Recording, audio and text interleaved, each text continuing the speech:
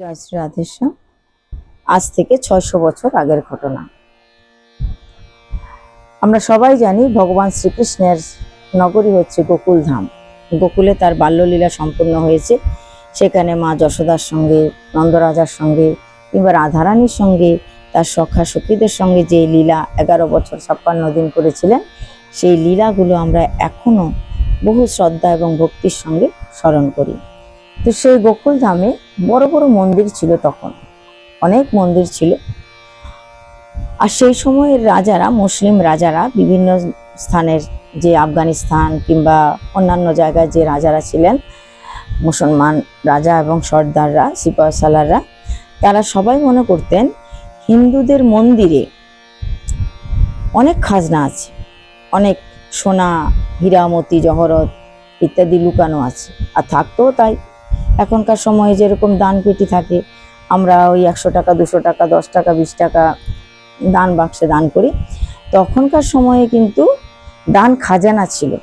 অনেকে সোনা দান করত, অনেকে রূপো দান করত, সোনার গলার হার, রূপুর হার ইত্যাদি ইত্যাদি আরও অনেক কিছু ভগবানের জন্য দান করতেন।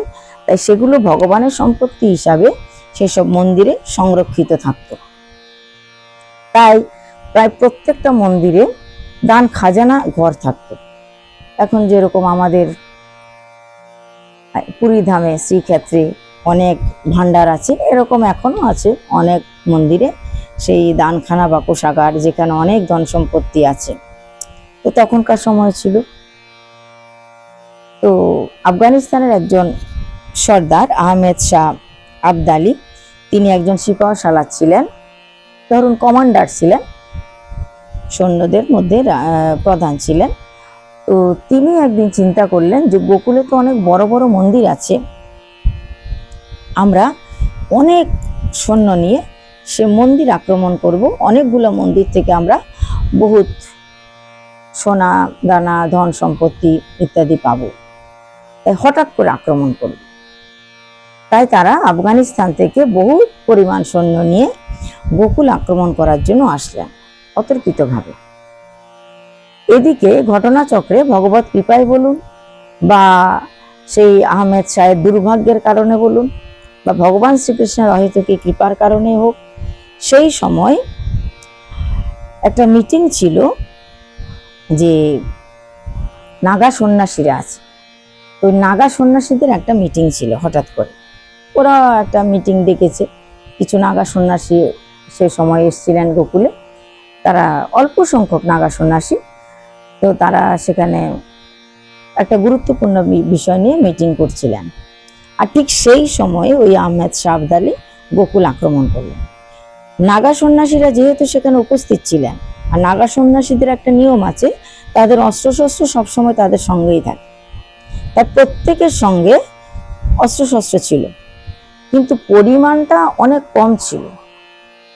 এই যে মুসলমান সেনাপতি বা কমান্ডার, তিনি যেই সৈন্য নিয়ে আক্রমণ করেছিলেন, সেই তুলনায় নাগা সন্ন্যাসী অত্যন্ত অল্প ছিল।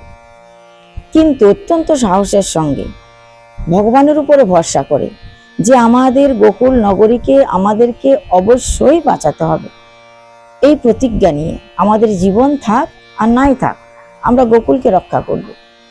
এই প্রতিজ্ঞা নিয়ে তারা ওই বিশাল সৈন্যের উপরে ঝাঁপিয়ে পড়লেন। কেমন একজনের সঙ্গে যেন ১০০ জন মুসলিম সিপাহীদের সঙ্গে একজন নাগা সন্ন্যাসী ভারী পড়লেন।